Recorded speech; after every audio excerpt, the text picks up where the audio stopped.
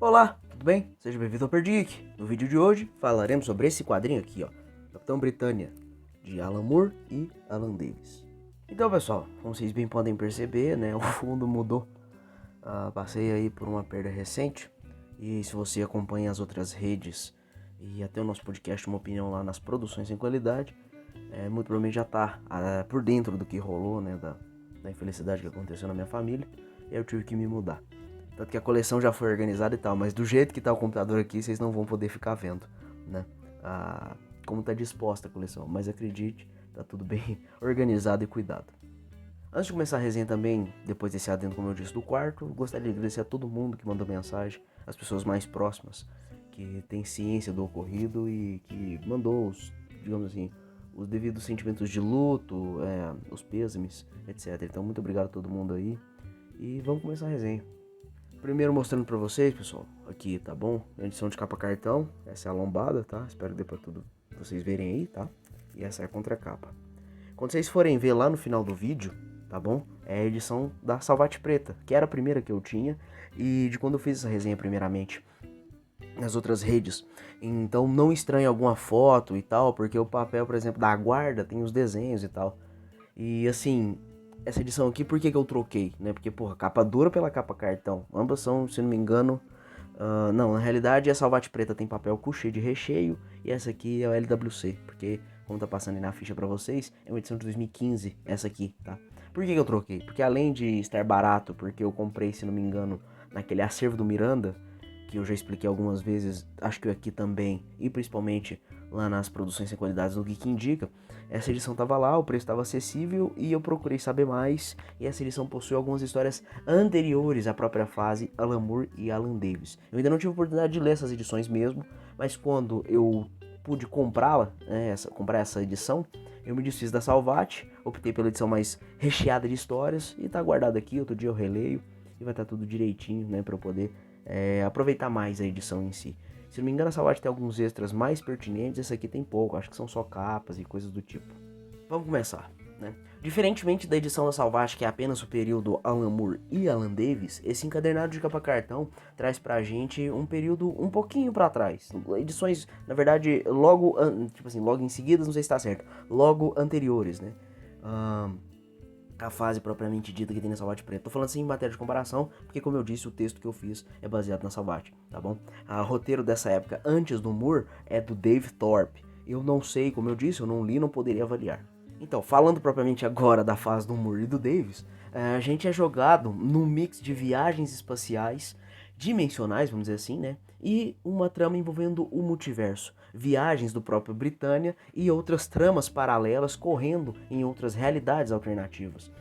E vale citar também que esse encadernado ele é bacana, o material em si ele é pertinente porque as histórias são da Marvel UK, se não me engano, a Marvel do Reino Unido.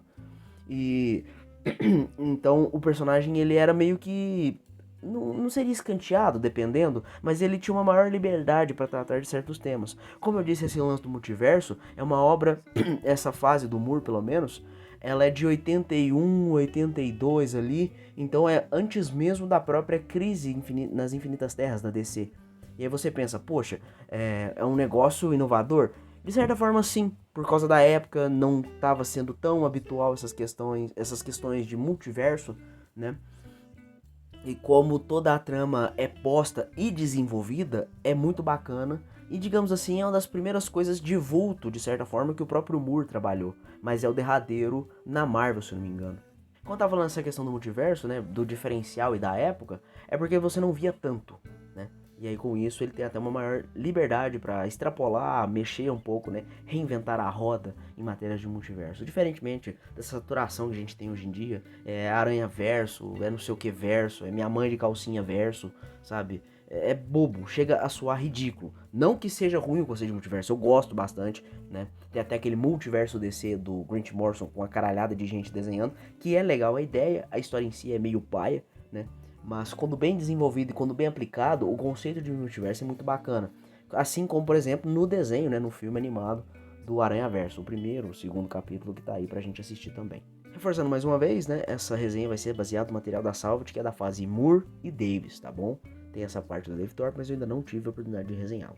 Começamos ali já que meio com vamos falar assim, o carrinho já tá andando, né? Que o Brian Braddock, ele tá em uma dimensão alternativa, enfrentando diversos vilões, e um dos principais, pelo menos dessa época, porque eu não sou um grande entendedor do Capitão Britânia, né, sei algumas coisas posteriores, algumas curiosidades apenas, é que o Mad Jim Jaspers, que é um puta de um vilão que sabe manipular a realidade, ele é um puta de um cara forte pra caramba, né, e muito autoritário, nessa dimensão que o Brian tá alojado ali, né, tá pelejando pra revitar digamos assim, as investidas do Mad Jim, e tentando juntar até um levante de certa forma, né, mas ele tá se virando ali naquela dimensão. E o Mad Jim, ele tem um simbionte, né, um Sybionte, meio escroto o jeito de pronunciar, mas é assim que ficou na tradução portuguesa. Deve ser tipo um simbionte com cyber, né? Tipo um misto de máquina e humano, né? Máquina e carne, ferro e carne, chamado, pelo menos na edição brasileira, de Fúria. E pensa num vilão, né? Pensa num, entre aspas, um bicho pau mandado foda. Assim, não foda de, nossa, ele tem um design legal. Não, é um amontoado, um bicho com forma humanoide e umas viseiras diferentes, umas lunetas, um braço canhão, mas ele é implacável. E é isso que traz uma tônica muito grande de um senso de urgência pela história que você tá lendo. Porque, porra, mata fulano, mata ciclano, e o Brian toma um cacete, e o negócio não vai pra frente, sabe? É bacana, te gera esse certo desespero e essa sensação de urgência. Uma preocupação pela vida do personagem.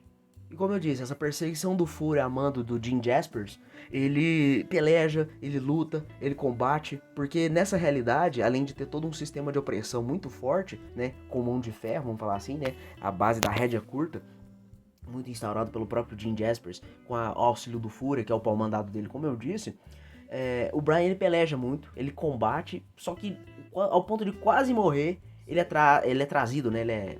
Trazem ele de volta, é que eu ia usar a expressão errada, mas ele é trazido de volta pra Terra 616, que é a Marvel regular, né? Como se fosse o nosso planeta normal, a nossa Terra regular.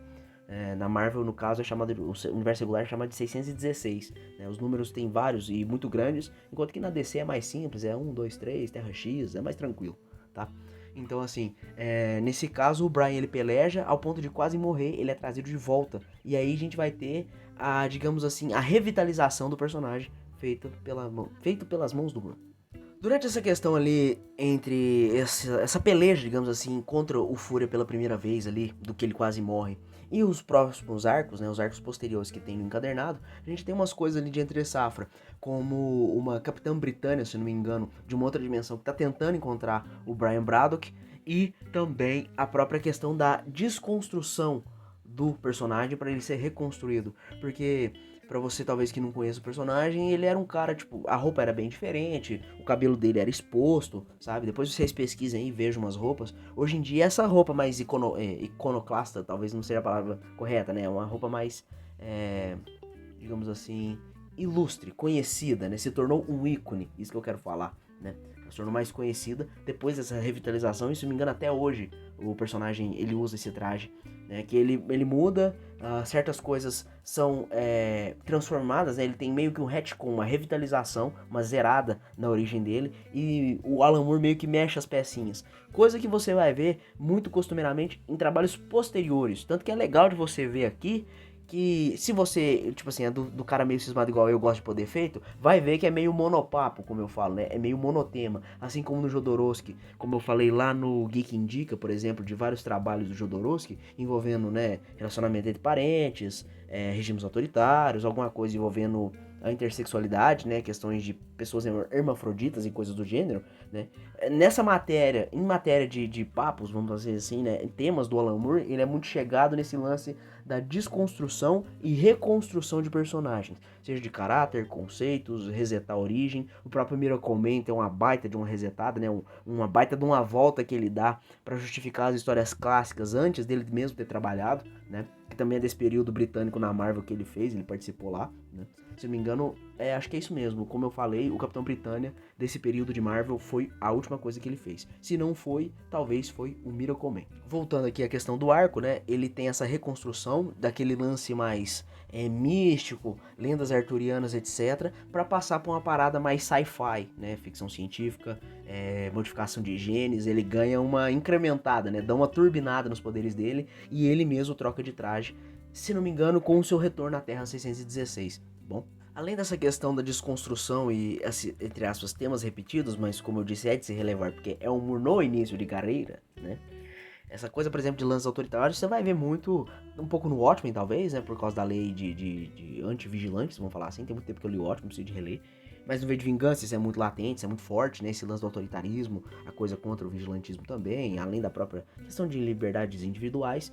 E é bacana ver como o próprio Alan Moore, ele abraça a questão do multiverso e ele expõe, ele põe isso pra gente, porque é feito um, digamos, Britannia verso, né? Ele encontra durante a história diversas versões de si mesmo, para inclusive pegar dicas e, se eu não me engano, até auxiliar ele no combate. Eu lembro de um nome que era o Capitão Angleterre, por exemplo. Tem tipo Capitão Britânia mulher, homem, bicho, terra, da terra não sei o que, Capitão Britânia robô, sabe? É bem bacana. E essas questões assim, é um encadernado, é um material que é divertido, né? Ele é bem bacana, é bom, é interessante ver o Moore no início de carreira, digamos, dentro dessas métricas, dessas rédeas talvez, né? Desses limites editoriais que eram mais fortes no começo da carreira dele, né? Você tem que fazer isso, fazer aquilo. Ele tinha um pouco mais de liberdade, porque, digamos assim, o Britannia, de certa forma, né? Querendo ou não, infelizmente, ele é um cara de segunda, terceira linha no quesito popularidade. Então, como ele já tava lá na Marvel UK, o Alan Moore tava começando e meio que deram carta branca pra ele poder mexer, e as histórias parecem que estavam fazendo sucesso, teve essa revitalização do personagem. Falando um pouco agora do Alan Davis, né, que é o ilustrador, a arte dele, porra, não tem o que falar. Bacana, extremamente competente. Tem uns painéis duplos aí que vocês vão ver as artes passando depois, tá bom? E assim, não tem o que reclamar, sabe? Bons movimentos, uma arte dinâmica, assim, tem bons combates. A movimentação dos personagens, ela é fluida, assim, eu achei bacana. Além da própria caracterização, né? Ele desenha o Merlin, ele desenha o Brian Braddock sem a máscara depois, sem estar com a roupa. O próprio Fúria tem um design legal, apesar de ser só uma maçaroca de carne e ferro. Ele é feito de um jeito legal. Como ele, por exemplo, tem os capítulos que mostram meio que pela visão do Fúria, procurando as pessoas, inclusive o Brian, porque ele, como ele é implacável, ele tem que caçar a porra do Britânia. Então ele pula pra nossa terra. E aí é quando, inclusive, junta os outros Britânia pra ajudar e tal, né?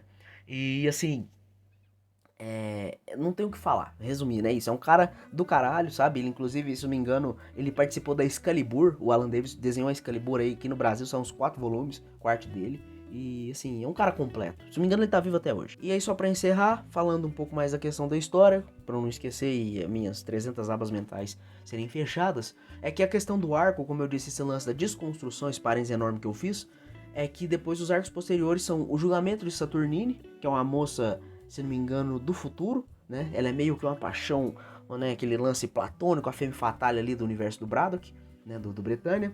E ele vai auxiliar ela, né? Tanto a se defender, quanto a provar a inocência da dita cuja. Não falo nem coitada, porque ela é meio bandido espacial, ladra, ai, eu sou a boa zona, né? E depois disso tem o retorno do Fúria, que aí arremata tudo, porque tem um pouco ali só nessa dimensão alternativa, tem essa entre-safra entre os arcos, que é a reconstrução, a desconstrução e reconstrução dos conceitos e da origem do Britânia, né, do Braddock, e depois vai pra Saturnine, esse arco da Saturnine, que envolve outros caras espaciais, é bem legal, a arte vai estar passando aí quando apresenta eles pra vocês. E aí, por último, tem o retorno do Fúria, que é quando a treta se encerra, as outras paradas se acabam, e, né, como eu disse, os outros britânicos, tipo, olha, a gente tá aqui, qualquer coisa, bate um zap aí, manda um zap pra nós que a gente te auxilia. E aí, creio eu que se acaba igual a da Salvat nesse quesito, né, porque é só pra trás que tem mais histórias, deva acabar igual pra gente, né, encerrar o vídeo de hoje. Esse material, ele é, assim, não diria indispensável, porque eu acho que tem certas coisas que você pode passar batido. Mas eu acho que a leitura é muito válida, tanto pelo personagem, pela questão da reconstrução, né? Foi o Alan Moore, né? Hoje em dia é um nome muito conhecido. Na questão de quadrinhos, pelo menos, ele aposentou, ele tacou foda pra tudo e preferiu mexer com filme, com livro e o cacete. Mas é um material muito pertinente, isso que eu quero falar. A palavra correta é pertinente. É um material pertinente de ser lido, muito curioso, né? De uma época mais antiga. Em questão de multiverso, como eu disse, ele precede a crise. Não que não tivesse coisa de multiverso, né? Tem crise nas múltiplas terras. A DC mesmo tinha uma bagunça do caramba referente a terras alternativas e tal, né? Tanto que tem os extras da Crise das Infinitas Terras, que é um compêndio enorme envolvendo todas as terras já listadas. É uma bagunceira do caramba. Mas é bem legal, né? Resumindo aqui pra vocês, é um material legal, muito competente e pertinente de ser lido, pois tem toda essa questão estrutural e, entre aspas, vamos dizer assim, histórica, né? Humor no início de carreira, anos 80, entre aspas, né? Um multiverso bem estruturado antes da própria Crise nas Infinitas Terras, né? E a arte é muito boa, a história é redondinha. Por ser o estilo inglês e por ser a porra do Alan Moore, a única coisa que eu ponho em defeito seriam as falas, né? Quadrinhos dos anos 80, o estilo inglês, você espera o quê? Umas caixas de texto desse tamanho, até pensando o cara é verborrágico. Mas assim, num geral, leia com paciência, porque eu acho que você vai desfrutar, seja da versão de capa dura, se você der sorte de achar de capa cartão, compre também. Não é muito difícil até de encontrar, as duas não são, tá? E aí, leia, se divirta, leia por Forex, né? Como eu sempre falo no esquema da malandragem, depois da meia-noite. Mas é isso, é um material de. Não boto defeito, é uma leitura muito bacana e recomendo pra vocês. Então, rapaziada, vamos encerrando o vídeo de hoje, tá? Essa resenha foi meio pros cocos, assim, porque como eu disse, né, a situação não está me auxiliando, mas temos que pelo menos bater um ponto. À medida que eu estou gravando isso aqui, eu já vou deixar algumas coisas avisadas pra vocês, tá? Vou tentar estipular 2 resenhas por semana, tá?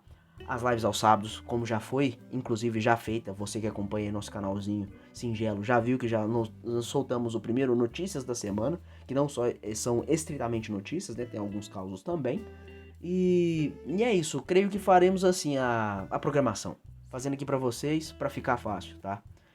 Domingos e quartas serão resenhas, sábados serão as lives, e sexta-feira, se tiver uma aquisição, um vídeo de viagem, como eu fiz sobre o FIC, ou as aquisições anteriores, eu vou estar colocando para vocês, né? Então, repetindo aqui, domingos e quartas são resenhas, sexta-feira são vídeos por Forex, né? Tipo, aquisições especiais ou qualquer coisa do gênero, viagens, etc. E aos sábados são as nossas costumeiras lives, geralmente às 6 da tarde. Pra cima, pra baixo, qualquer coisa, geralmente é isso aí, tá? Dependendo, pode ser 7 e tal, depende da minha rotina.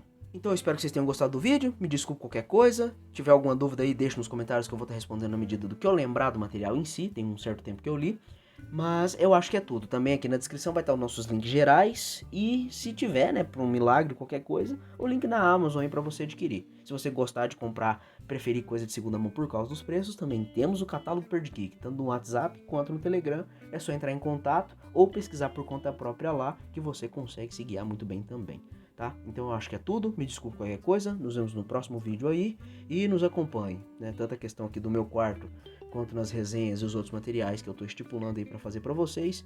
Digamos, é uma nova fase da vida, é uma nova fase do próprio projeto do Perdgeek, tá bom? Então me desculpe qualquer coisa, um forte abraço, até a próxima, tchau, tchau.